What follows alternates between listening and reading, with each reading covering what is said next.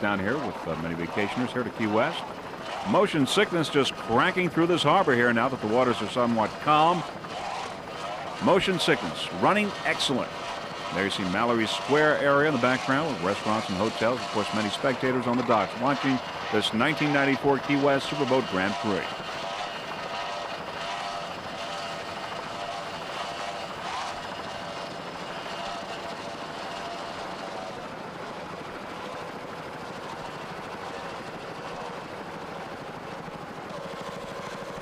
In second place in P class is P7 Patriot, a 35-foot motion powered by three 2.5 EFIs. Driver is Lisa Greger from Orlando, Florida. Throttle man is Bob Hamlin from Huntersville, North Carolina. Patriot is in second place behind High Risk, which is in first place in P class. We think that perhaps Venus Swimwear is out of the race, which of course put High Risk in first place and Patriot in second place. Patriot took a fifth place in St. Cloud a couple of weeks ago. This, of course, is its second race of the 1994 season.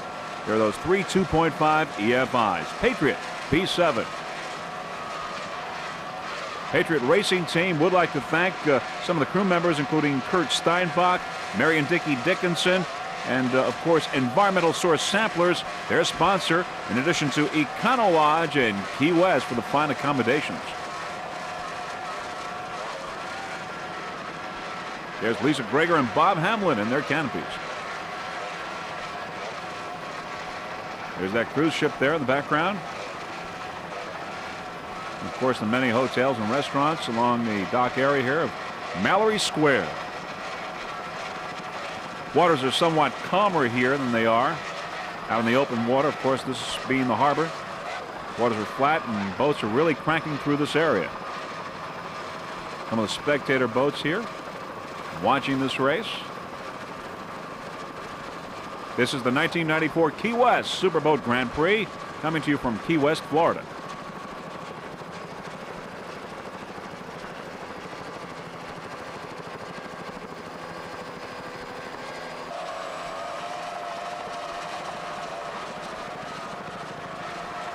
There we see many of the spectator boats there with Christmas tree and tank islands in the background, watching this race here in Key West.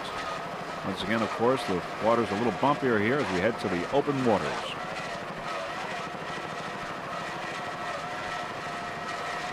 Patriot once again is in second place in P class behind High Risk. Venus Swimwear is out of the race. Lisa Greger and Bob Hamlin doing a terrific job aboard this 35-foot motion.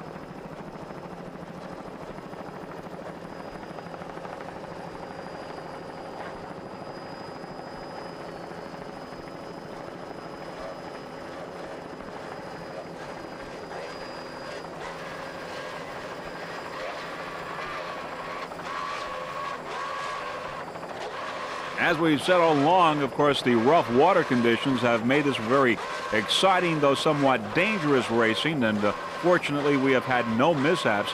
All the drivers, all the crews have done a wonderful job handling these very rough and dangerous weather conditions.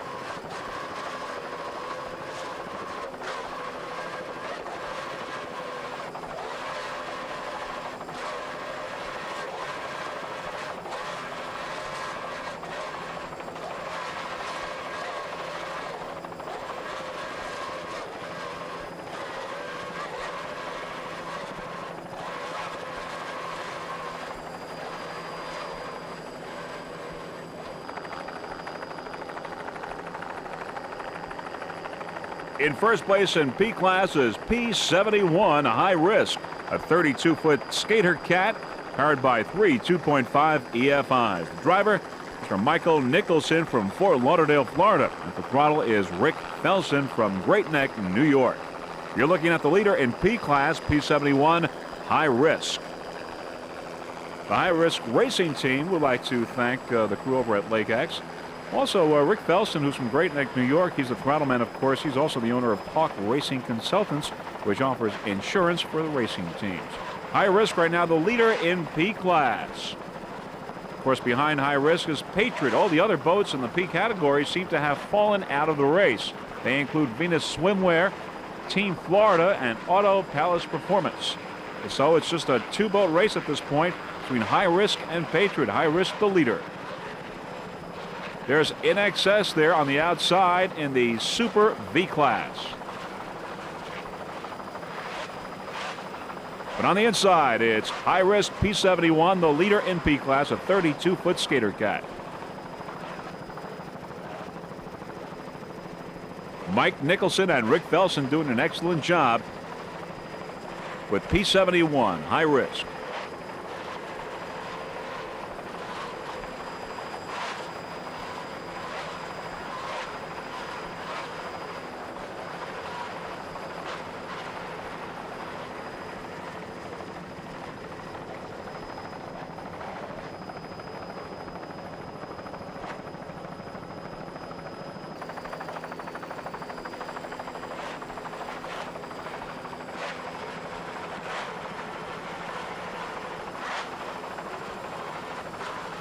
Rick Felson, throttle man, doing an excellent job. Rick out of Great Neck, New York.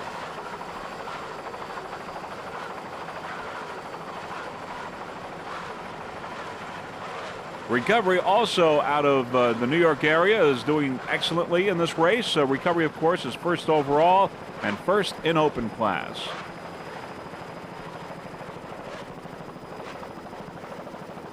High Risk is the last boat that we will be covering for you, and very shortly we will give you the results of this 1994 Key West Superboat Grand Prix from Key West, Florida.